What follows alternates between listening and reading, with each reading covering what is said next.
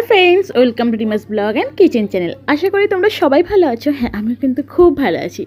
तुम्हादेर सकलके स्वागत जानिये आजके आमी आबार एकटा नतुन भिडियो शुरू करलाम। आजके बियेर परेर दिन माने आजके दादा आमादेर बौदी भाईके निये बाड़िते आसबे। तो एखन तो बाजे 9:30 मतो। आमी तो देखतेई पाচ্ছ रेडी हये गेছি আর ওইদিকে বড়দি ভাইও रेडी হয়ে গেছে। আর বাদবাকি যারা এখনো रेडी হয়নি তারা रेडी হচ্ছে আস্তে আস্তে। দাদার বৌদি শুনলাম অনেকটা তাড়াতাড়ি আসবে, তাই এত তাড়াতাড়ি रेडी হয়ে গেলাম। কিন্তু দেখছি ওরা আসছে না, তাই চলে গেলাম মাসির বাড়ির একদম সামনে এই অনুকূল আশ্রমে। হ্যাঁ এখানকার দেখভাল কাছে এই আশ্রমটা কিন্তু খুবই নিরিবিলি আর খুবই শান্ত পরিবেশ। সত্যি আসলে কিন্তু অনেকটাই মন ভরে যায়। তবে আগে যখন মাসির বাড়িতে আসতাম তখন এই আশ্রমটা সবে সবে শুরু হয়েছে আর অনেক ভিড় থাকে। আজ বহু বছর পর আসলাম, এসে দেখি খুবই ফাঁকা। হয়তো সকালে আর সন্ধ্যের দিকে অনেকটা ভিড় হয়। এটা এখানকার একটা অনুকূল আশ্রম, তো মাসির বাড়ি থেকে একদম পিছনেই। তো ওই যে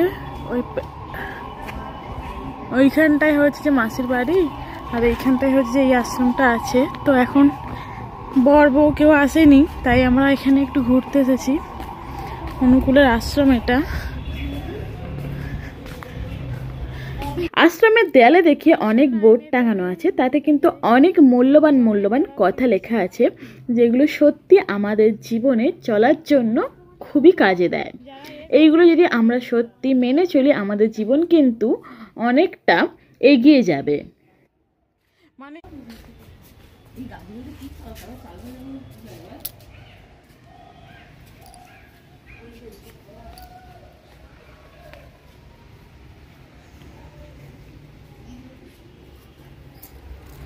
ওখানে দুজনে মিলে একবার দাঁড়াও, ছবি তুলে একটা। আশ্রমটা তো পুরোই ফাঁকা, তোমরা দেখতেই পাচ্ছ। তার মধ্যে কোকিলের ডাক শোনা যাচ্ছে।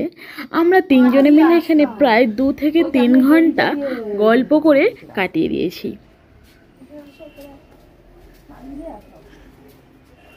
হ্যাঁ তো একটা টাইমে তো ওদের হয় ধুলো প্রচন্ড ধুলো, একদম পরিষ্কার প্রচন্ড ধুলো।